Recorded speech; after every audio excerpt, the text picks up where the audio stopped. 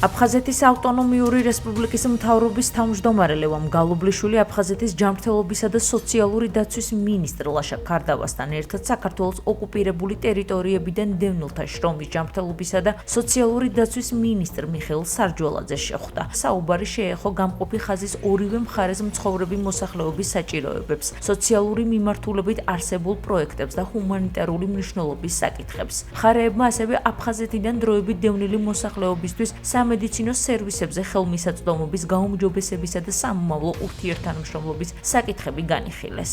Ვიმსჯელეთ ჩვენს დროებით დევნილ მოსახლეობის სამედიცინო სერვისების გაუმჯობესებაზე, ასევე ჰუმანიტარული ტვირთის გადაცემაზე და ჩვენი პოლიკლინიკების გაუმჯობესებაზე და რეაბილიტაციაზე.